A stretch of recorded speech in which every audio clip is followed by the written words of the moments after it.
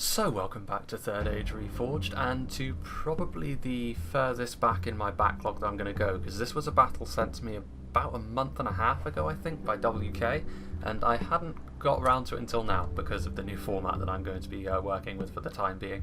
And this one in particular is going to focus around the faction that WK is playing as, and that is going to be Cardolan, at least from the description that he gave me, and based on what the replay is called.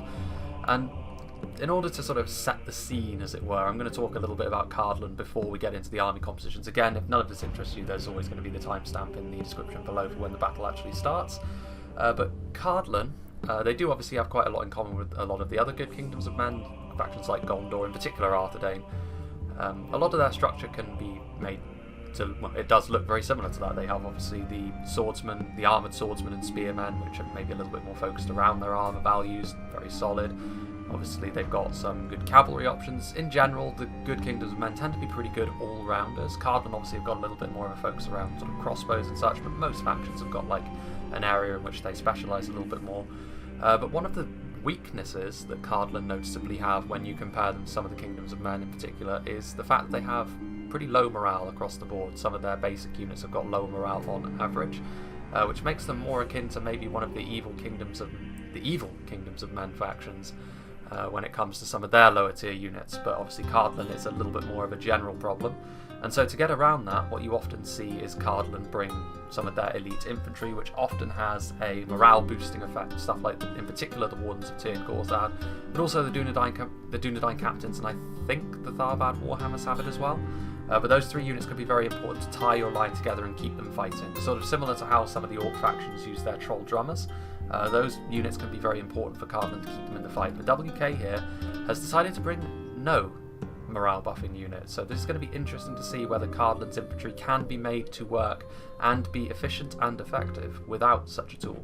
Because in general, when it comes to their stats, Cardolan's infantry is very effective. It can be very cost effective and difficult to break down, which is perhaps why the lower morale is actually quite a good thing to balance them out. So let's go through the army composition that he's brought. He's got Miniscarithan swordsmen, which of course very similar to the likes of the Arthedain men-at-arms in particular. Also the Gondor infantry though as well, and the Ethelond men-at-arms from Dol Amroth, that's what they're called. So yeah, very similar, just sort of basic human swordsmen. Over here we do have the Menatar Romen Guardians without the armour upgrade, but obviously very good at zoning out cavalry at range and in melee because of their polearms. I think they count as halberdiers in melee, which means they are armour piercing, but they don't have quite the same reach as pikes, but all in all a very, very good hybrid unit, one of the most popular Cardolan units, and for good reason.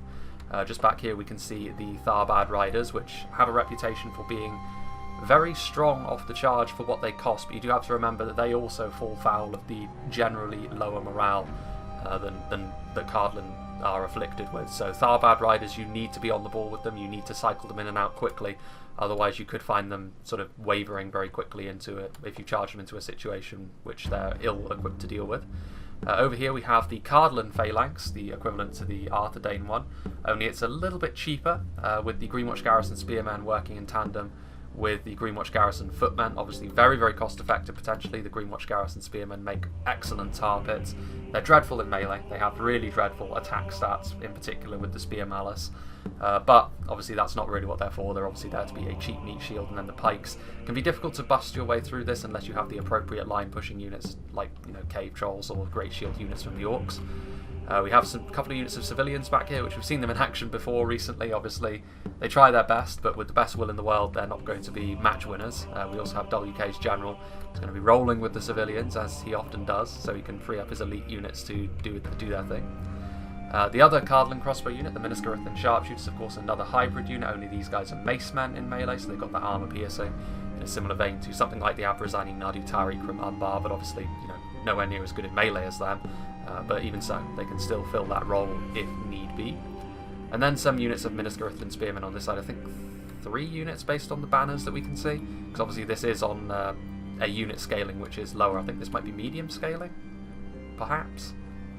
Anyway, Spearmen, obviously again very similar to the likes of the Gondor Spearmen.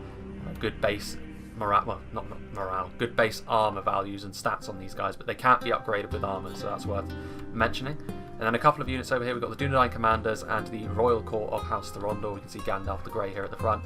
Both of these units are actually quite akin to Harad's Lancers, the Serpent Guard and the Black Serpents respectively. They're very, very quick, very good at hit and run, as with a lot of Cardolan's Lancers, but obviously they are melee cavalry, so you do need to keep them moving, but if you do, they can be a real menace. Now then, let's see who WK's ally is. We have Captain Shroptcorn, who is playing as the Realm of Lothlorien, so definitely going to make up for the infantry quality here. Lothlorien, we have a couple of units of Sylvan Spears at the front, which again, Elven Spears can get around the Spear Malice just by being more skilled, in a similar way to how a lot of the Dwarven Spears get around it by just having really high stats. Of course, the 4th Legion are not included in that. The 4th Legion get around that entirely by having no Spear Malice. Lothlorien Spears, I believe, do, but again, as with most higher tier Elven Spears, they're so good that you don't really notice. Here in the middle, we've got a couple of units of Lothlorien Swordmasters again. Elven Swordmasters are a nightmare to deal with in prolonged melee because they can just dish out the punishment for a long, long time. It's best to try and deal with them through other means unless you too are an Elven faction with a unit of similar strength. Over here we've got more spears on the flank. Obviously, probably the strongest all-around unit in Lothlorien. The Galadhrim Nobles, obviously fantastic at range, but also potentially their most damaging unit in melee. It is rather dependent. There are a lot of things going on under the hood, as it were, that can decide that, but the Galadhrim Nobles are my personal favourite unit from Lothlorien. They are expensive, but worth every penny in my opinion. Some Lothlorien archers over here again, basically just the heavy elven archer there, another unit of archers.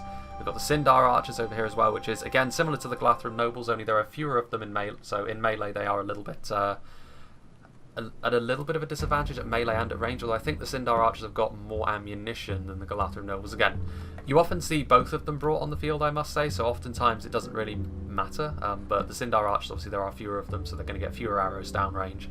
But they are dual wielders in melee, so they do have more skill. That would be the logic that follows there. They got a ballista, which is interesting on an open field like this. It could force the enemy to attack, although based on the formations the enemies have taken up, they might oblige them regardless. And then we have the Galadhrim Riders as well, which is essentially the mounted version of the Nobles. Very good at range, and if need be, they can mix it in melee as well, but not without support, and they could end up overwhelmed if they're not careful. And this is where Haldir is hanging out. So, let's have a look across the field as we completely overshoot the front line of Khand here. We have Exlop, who is playing as Khand. Interesting actually that he's gone for a more infantry-focused Khand build, which could pay dividends here. They could overwhelm Lothlorien as they move forward. We've got some nomadic infantry here at the front, which again, I suppose you would count these guys as hybrid units between archers and line infantry. They've obviously got the shield. They are Khan's answer to units like the Bardian Marksman and the Abrazani Nadubawib. I think in terms of stats and things, they are slightly worse than those two units. Those two are sort of the cream of the crop when it comes to that sort of archer outside of the General's bodyguards. But the nomadic infantry, regardless, are still a very cost-efficient unit indeed.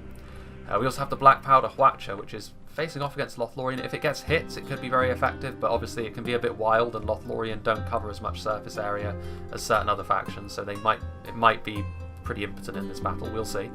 We've got some Nurad Halberds as well. The armor piercing won't be too useful against Lothlorien, but the Phalanx formation will, based on the units that have been brought. Similar story with the Nurad Footmen. In fact, the Nurad Footmen won't be ideal in this situation. They don't have the highest attack stats, and what attack stats they do have are sort of bolstered by their AP, but Lothlorien's skill will be more than enough, you would imagine, to deal with these Nurad Footmen en masse, and he's got quite a lot of them. But if he does shift them over to face Cardolan, they could be very effective indeed. Out here on the flank we have some nomadic light cavalry, so some basic horse archers, which could be a real annoyance for Lothlorien. Over here, this is not the General's unit actually, but we do have the Nurad War Chief Retainers. Obviously, I think they are the only multiple HP halberdier in the game now that the Witch Realm enslavers from Rudar have been changed to be two-handed axemen, so I think that is the case. The General's bodyguard is actually going to be Brotherhood of the Lance, which is an interesting place to put them, because the Brotherhood of the Lance, well known for being glass cannons, they are not multiple HP. They can be pretty fragile, but they can also be extremely damaging.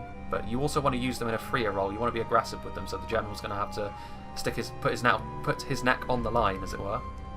Some Brotherhood of the Axe, obviously potentially very damaging as well. Shock troops, they're not multiple HP, I don't think, but they are still very, very damaging. And then over here we have some more nomadic light cavalry. And then they are going to be supported by another faction of evil men. We have Plinius playing a Zumbar. So we've got some Balagai halberds here at the front. Their AP should be very useful against Cardolan, but they do have to bear in mind that they could be going up against those Cardolan pikes. although the Narun Aru Sentinels are one of the finest pikes in the game, so at least Umbar will be able to contest the polearm fight.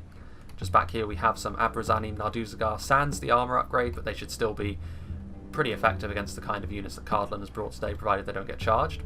Abrazanim Nardubawi, who do not have the armour upgrade either, but as I just said, very, very good in a skirmish fight because of how tanky they can be at range, and obviously they can sort of kind of fill the role of a melee infantry as well. Some Numenorian Shield Guards, some more Abrazanim Narduzagar. Just back here we've got some Corsair infantry in reserve, obviously cheap, they can go where they're needed. And it looks as though Umbar has invested a lot in their cavalry, so a couple of units of Numenorian Lancers. And our Pharazon is once again going to be riding with his Warlords of Umbar. Could be dangerous because Cardolan in general are pretty good at diffusing cavalry threats with the combination of their crossbows and the fact that a lot of their infantry often turns out to be polearms or spears. So we'll see. Without further ado, let's begin. The first engagement is going to happen between the two artillery pieces, you would imagine, and it's actually perhaps a good thing that Lothlorien have their ballista, because that means they should be able to snipe out the Black Powder Hwacha, although the Hwacha is going to be able to get the first shots off by the looks of things. They're going to be firing their missiles.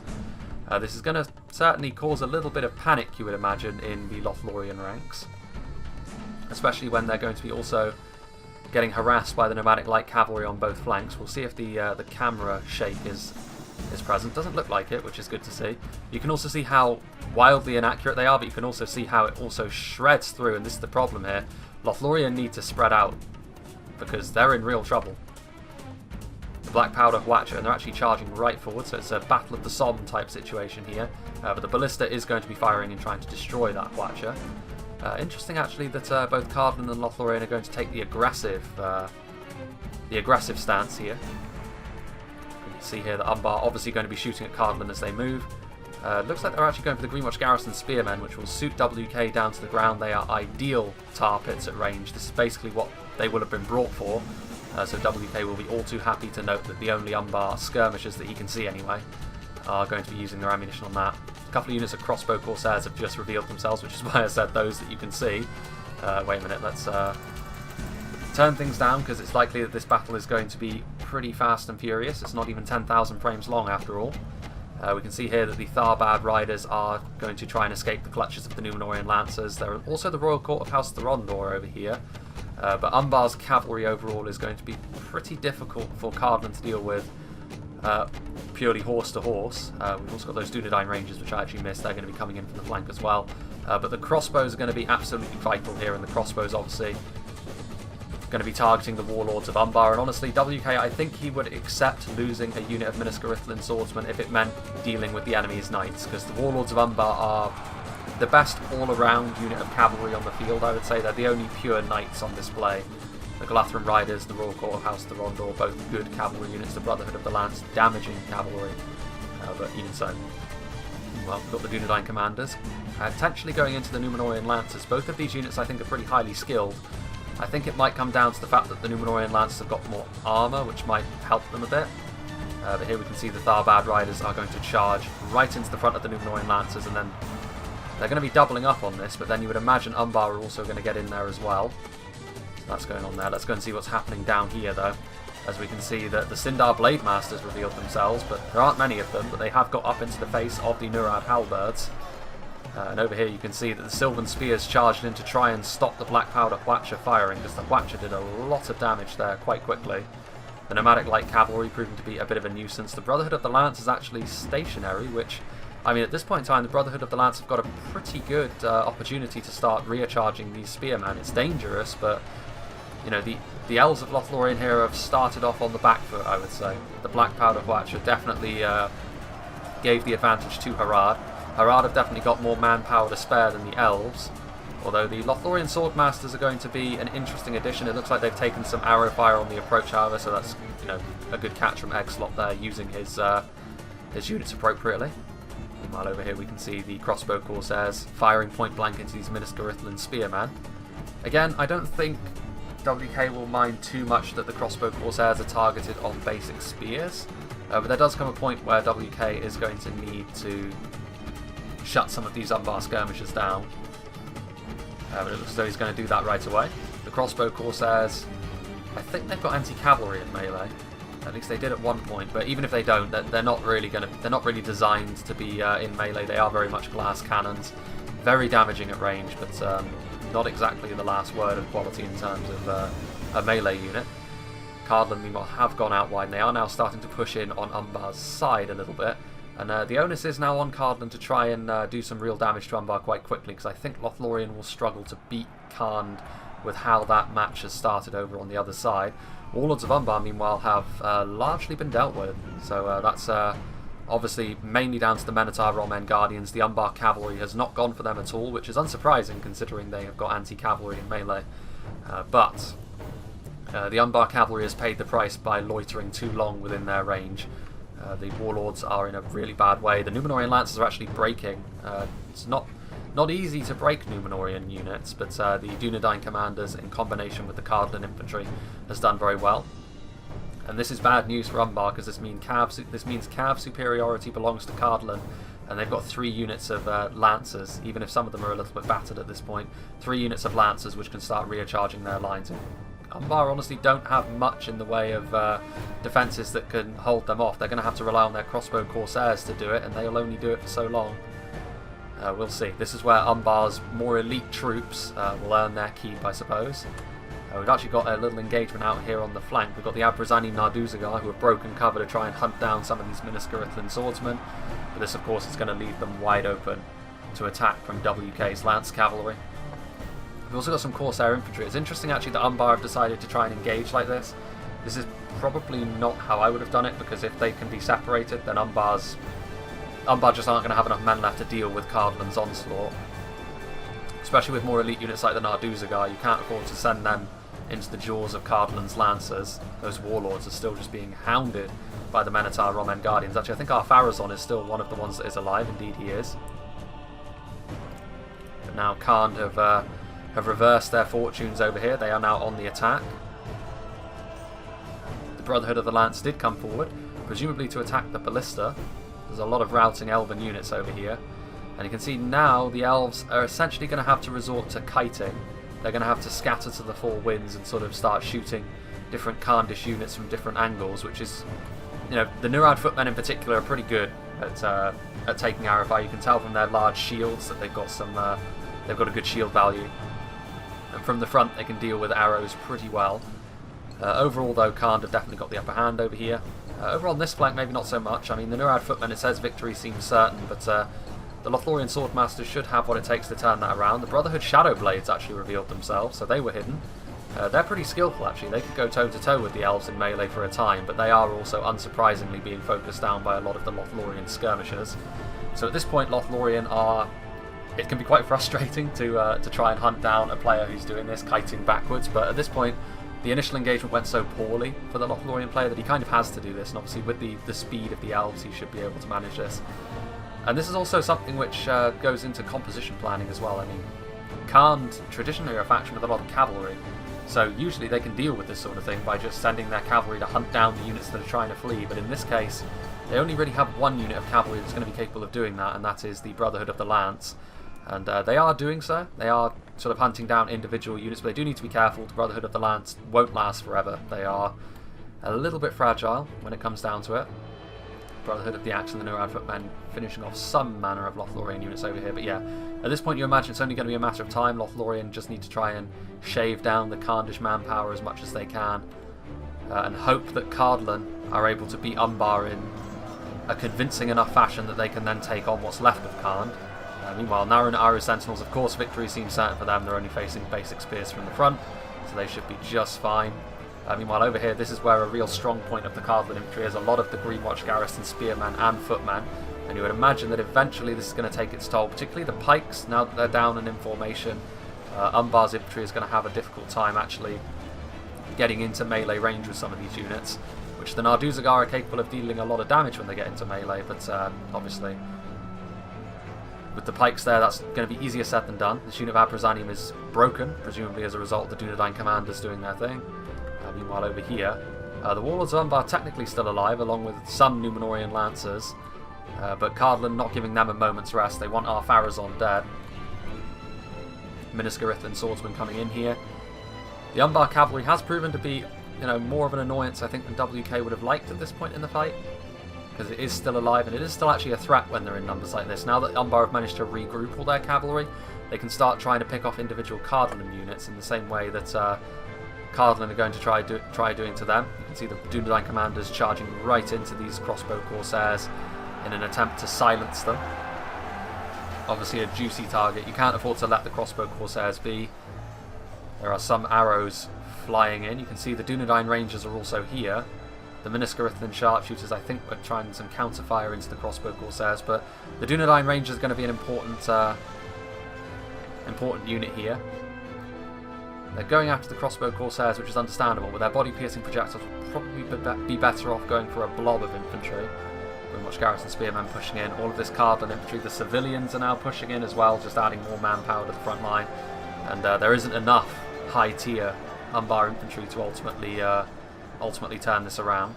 And so far, Cardolan's morale is holding up well. But over on this side, where the Naru and Aru Sentinels and Balagai halberds were, the Minas Garithlan spearmen have been utterly crushed, and this is bad news for the sharpshooters because they're about to be hunted down by the Balagai halberds. Meanwhile, let's go and see how Lothlorien are doing. Lothlorien have actually sort of pulled back to a position where Khand, they're sending over reinforcements to help out Umbar, I think because they're not too keen on playing this game with Lothlorien where they're trying to kite back and forth. There's the Khandish general with his big glaive. He needs to be real careful because he's being focused down. He doesn't really want to be in melee with the Galatran riders. They're multiple HP, they're good. Elves are skillful. There's the Nurad halberds. There's a large amount of infantry over here. The Galatran nobles were ultimately caught and finished off. The Nurad war chief retainers and the Brotherhood shadow blades combining with the Nurad footmen to finish them off. So the Galatran nobles are very, very strong, but they're not strong enough to deal with that kind of pressure. This could be the end of the Khand general, which would be bad news for them. Khand are a faction as well, which sometimes have morale issues. Although to be fair, they haven't brought any of their really low tier stuff, so maybe they'll be alright. Going after the ballista.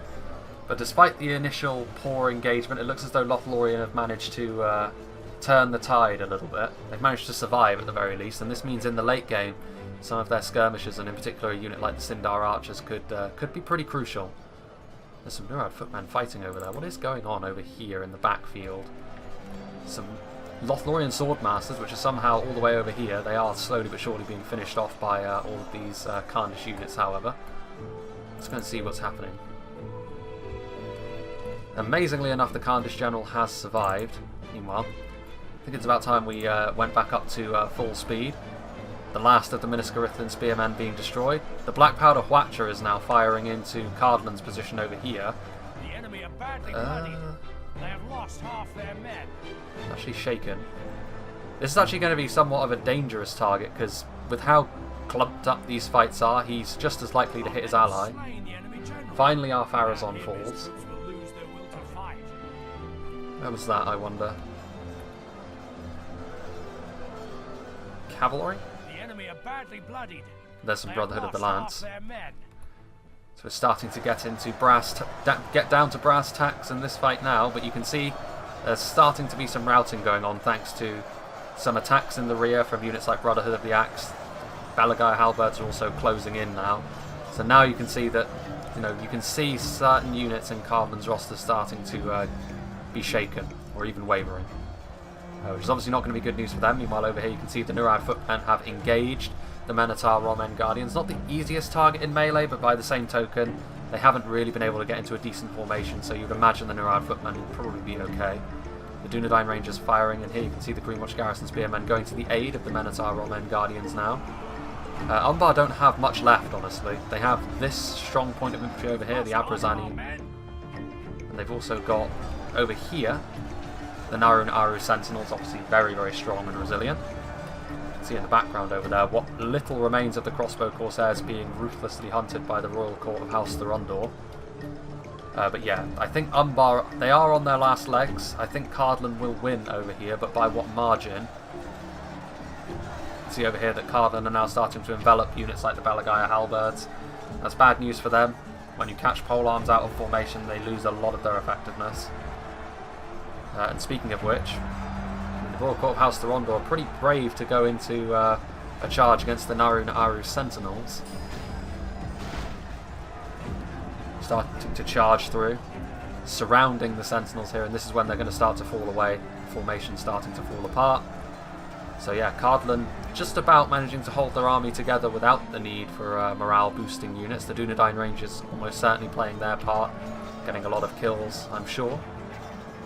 And Khan now, very isolated individual units of theirs are starting to break.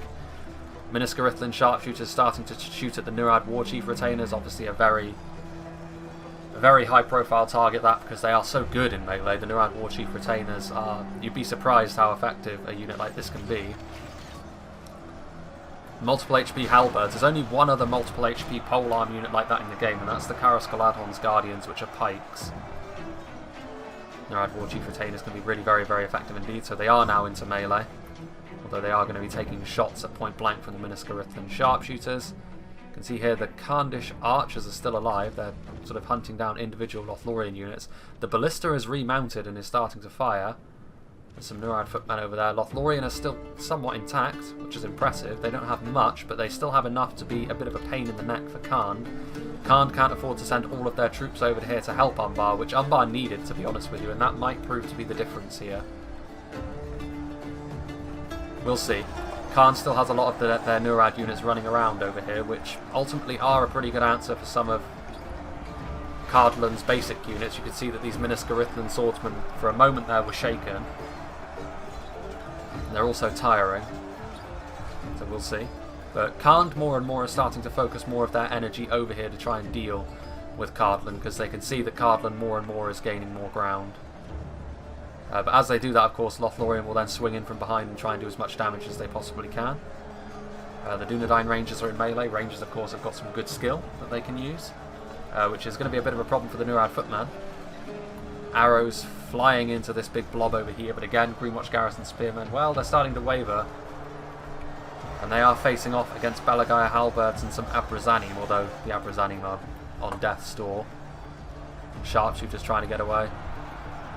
What little remains of the Brotherhood Shadow Blades, under normal circumstances they would rip Greenwatch Garrison Spearmen apart, but I don't think there's enough of them.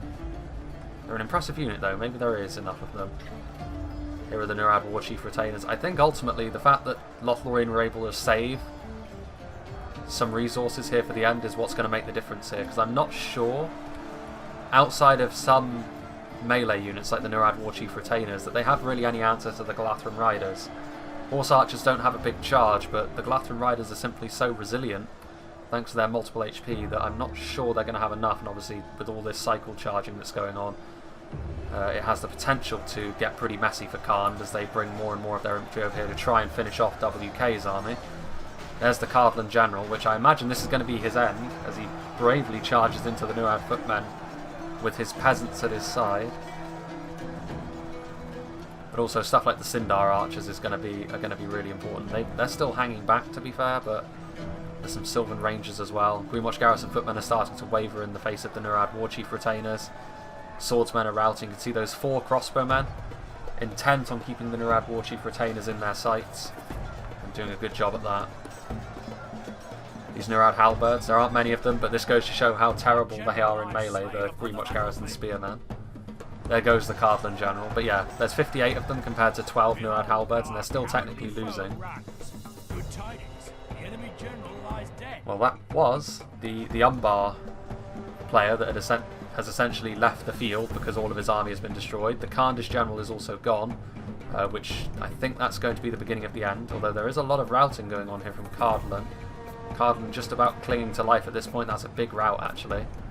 But I don't think they're going to have enough. I don't think there's anything left to match the Sindar archers in melee. Maybe the Nurad Warchief retainers, but even then, these crossbows are continuously firing into the side ranks. Obviously, the loss of Cardolan's general has affected their morale pretty badly. The Dunedain Rangers will hold their ground, but really nothing else will be up to much. Nomadic infantry is wavering. This was a battle of very fine margins, but it does look as though the blue team is going to win. 12 Nurad Warchief retainers are not going to be enough to turn this around, you would have thought.